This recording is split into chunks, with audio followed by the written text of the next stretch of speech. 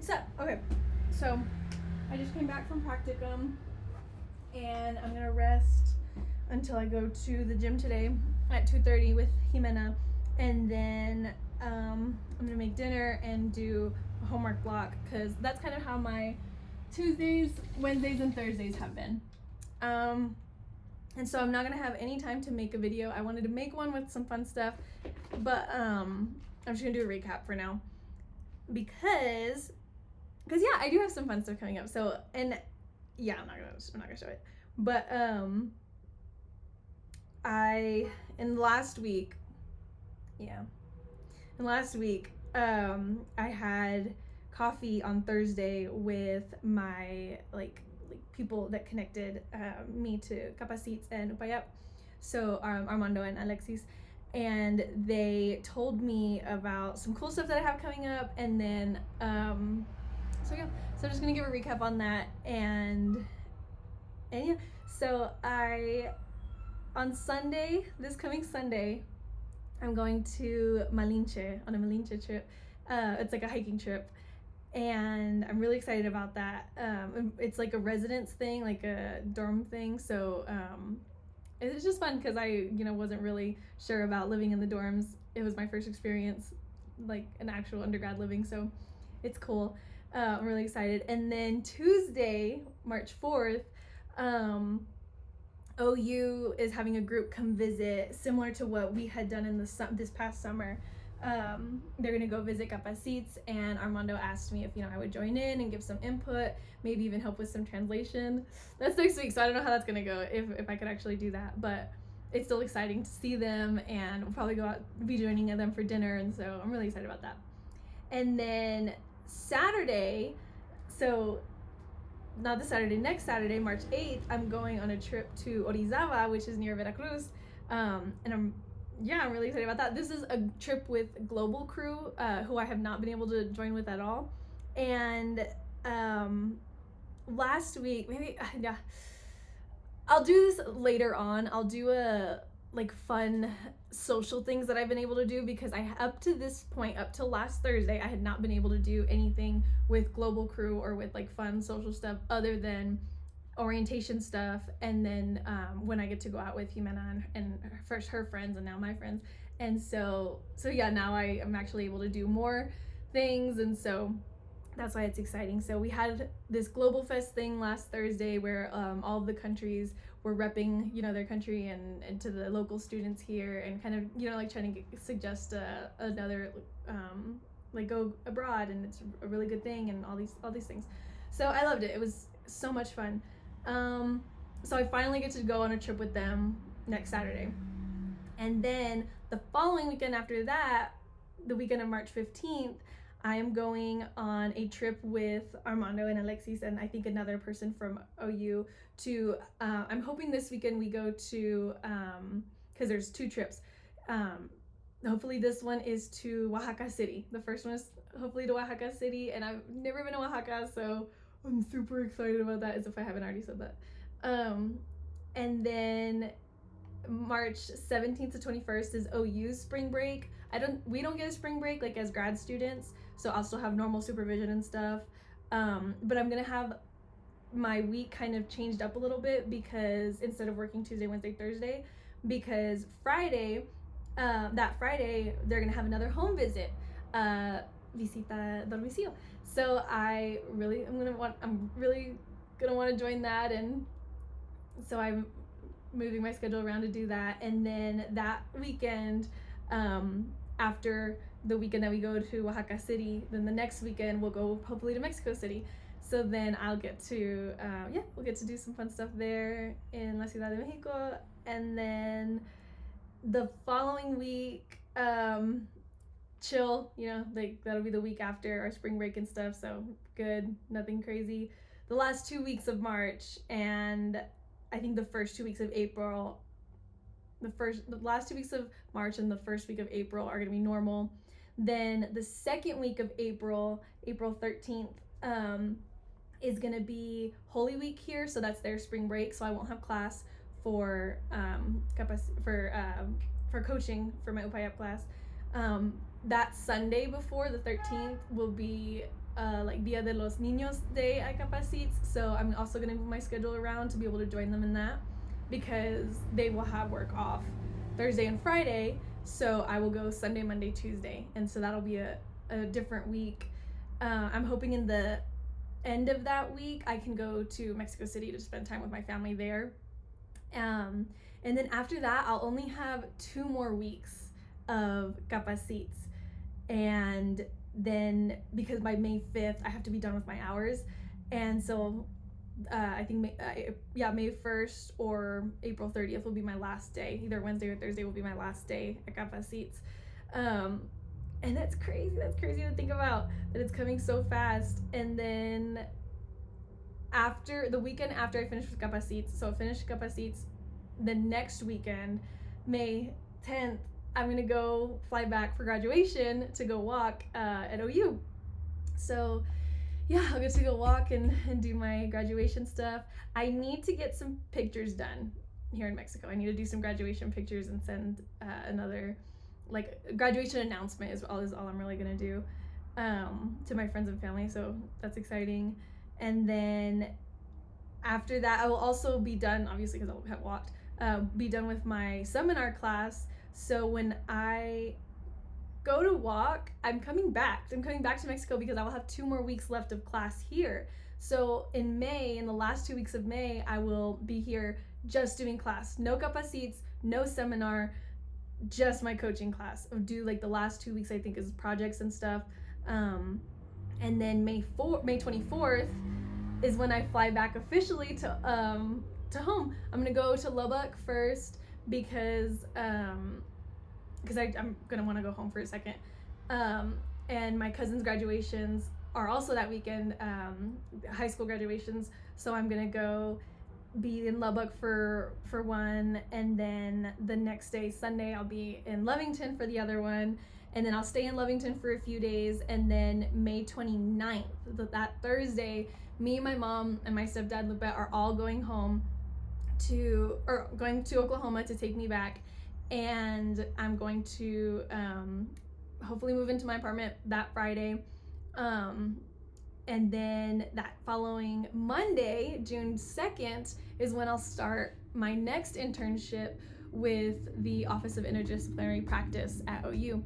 And I'm really excited about this, because this is getting me a lot more into the macro area that I want to be in. And I've already worked with the supervisor there, Dr. Raina Lecky. She's amazing, and so I'm so excited. And I'll be doing that for 8 weeks. And the hope is that in those 8 weeks, it will be a paid internship, hopefully. And then after those 8 weeks, at the end of July, I will be officially done with my degree. I'll be done with my master's. So this past Monday, when I had supervision, I was talking to my supervisor, Professor Kratz, and he and I were talking about me having like a 5-year plan and stuff like this. And so when I was in high school, I had, my 5-year plan, 2020 to 2025, of what was going to happen. And so I started thinking about my next 5-year plan. And it's funny, because in between 2020 and 2025, my plan was to get my bachelor's, check, got that at SNU. Then my plan was also to move in with my second boyfriend, Martin. That did not happen. Then my other plan was to get my master's, halfway check, right? And then my other plan was to marry my third boyfriend within 2025, right? Or between this time period. And that also didn't happen. And then my other plan was to study abroad in Mexico. So that one is checked. So my point was just that, like, all the things that I had planned, that I had, like, set in front of me, that I honestly didn't know they were gonna happen or not, because it's hard. I think, like, coming from my small town, I feel like there's a lot of support and a lot of, like, yes, like, get out of here, like, do something, like, do this, do that. But also, if you don't have, like, just like real, like, the resources or real good, like, luck with it, it's hard. It's too hard to get out and get established. And so, and a lot of, like, my family and friends have experienced that. And so a lot of my motivation for doing this stuff and completing this 5-year plan was for them, because again, I didn't know if I would make it this far. Like me personally, like I was struggling in a lot of ways, in a lot of like personal ways, and I was like, oh, like I don't even know if it's worth it. I don't even know if I can like make it. But I just kept going because there was there were people who I think supported me and wanted to see it happen, and then there were also people who doubted me and who didn't think that it would happen, and so those were other motivators. So yeah, so it's 2025, and I went ahead and wrote my next 5-year plan. So in 2025, my plan is to officially finish my master's and get my apartment in Oklahoma, and I'm going to live there for a while. I plan on staying there for a few years, and I want to start my job with either in August, come fall. I want to start a job and with officially my career with either the Dragonfly Home, who I worked with before. If the Office of Interdisciplinary Practice offered me something, I'd be with them. If not, maybe the YWCA. I worked an internship with them before too, and that was great. If somebody offered me something abroad, I could even consider that. In any capacity, I want to work as a translator. That's something that I'm also looking into whenever I work at the Office of Interdisciplinary Practice. It's an office, but they are also affiliated with a couple clinics, and one of the clinics I think I would have a great opportunity there to work as a translator. I hope that that's something that I could do, that they would take me. And so by the end of 2025, I will also hopefully have gotten my license in my LMSW. That's my license to practice as a master's social worker. And so yeah, my dream is to go back to the Dragonfly Home and work as a case manager. If the office offered me something, then I consider that too. Then in 2026, I'm going to continue that job, whatever it is, and then I will kind of be a few years in or a few months in, and hopefully by some point in 2026 I can maybe start working at a undergrad level, like entry professor gig, like a JUCO, or even if SNU offered me something, then I'd go back there. That was my undergrad. And then, or abroad too. I would even do something abroad, like as a professor, and working on my career. You never know what happens. Then in 2027, I'll keep working and complete my LSW in administrative license. Why did it do that? That's annoying. Because like I said, I want to go into more macro stuff. I still want to do my case management stuff, but I don't want to get my LCSW, my license in clinical social work. I don't want that. I want to work in meso macro area, which is basically, or meso is like organization stuff, like intercultural things, and then macro is more like systemic structure and system management, things like that. So that's what I want to go into after I've gotten some years of case management with human trafficking advocacy back under my belt, because I really do love that. Like, that's still my passion. And maybe in 2027, I've also considered getting a house in Oklahoma, because, which everybody has an opinion about this and they think I'm crazy, but I just think with the years of, by this point I'll have my license, I'll have my experience with as a professor, have my years in working again and everything, and some funds, then I would like to start putting money to a house, because equity is important to me. Like, I think there is this phenomenon of first generation, second generation Mexican Americans, just people who moved from their home country, and their grandparents moved, and then we just don't have a lot of generational wealth. And that's not to compare other people who who do live there, but it's also to say that it's true that there's a leg up in this way. And so I want to have something that can finally get my family with some generational wealth. And so if I can do that in Oklahoma, I think that that's probably the best option to complete my LSW in administration, license in social work administration, and get a house in Oklahoma. That's the move. Then in 2028, I want to start my doctorate, and I could potentially go wherever, but my options, my number one option is Colorado. Colorado is the place that I want to go. The realistic choice would probably be Oklahoma, and I'm open to that too. But I'm also, if somebody were to offer me something from Utah, Oregon, Arizona, I think those are like the main places that I think I'd actually want to be in. I would take it. And in 2028, I will be about 26, 27, and starting my doctorate, which will take about 4 or 5 years. I'm gonna want to start looking into adoption, because at this point, like my 2020 to 2025 year plan showed sometimes stuff doesn't work out. And so I would love to have like my relationship, a boyfriend, like whatever like that looks like. And even if they're not really like up for marriage, up for like kids, family, I will want to have a family. I do want to have a family. Even if I don't have a boyfriend, even if I don't have a partner, I want to have a family. And I'm not going to get into exactly like what makes it, what makes my wanting to be with someone, wanting to have kids with someone, it gets too complicated. We're not going to talk about it right now.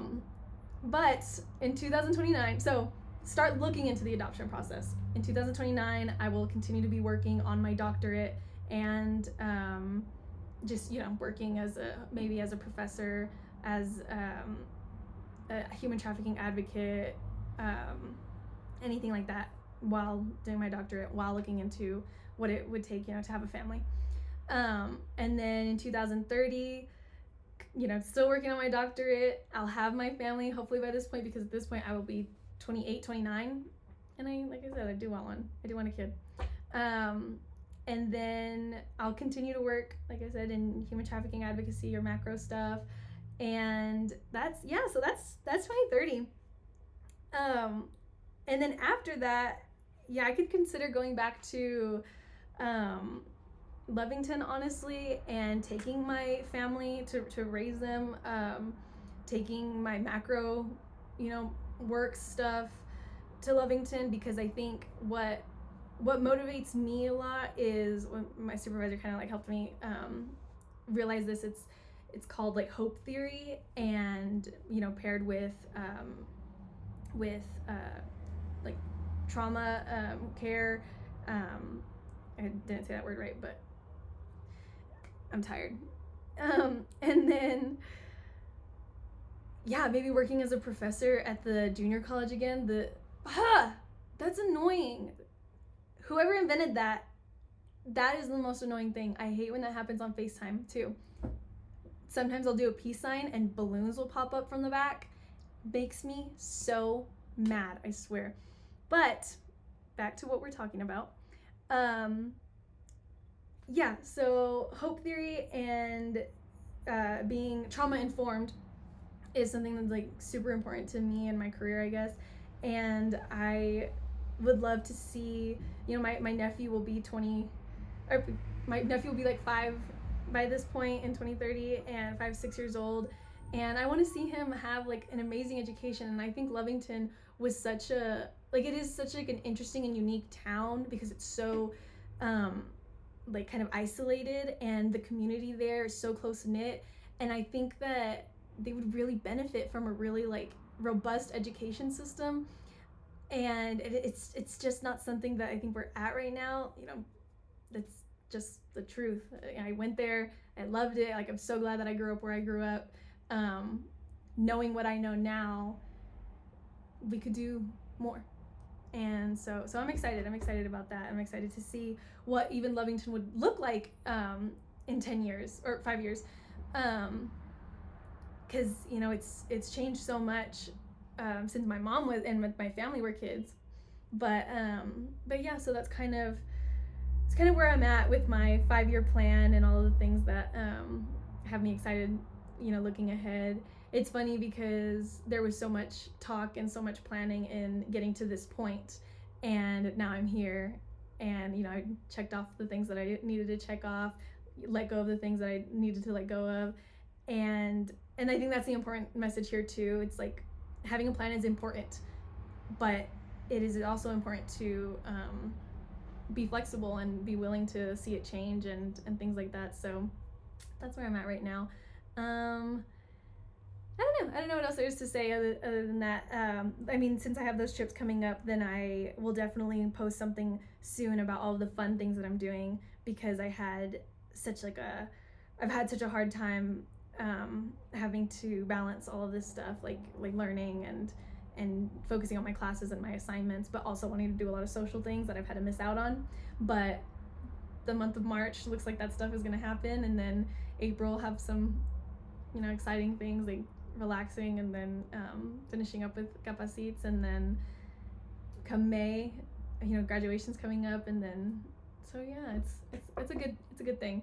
I'll post something later on.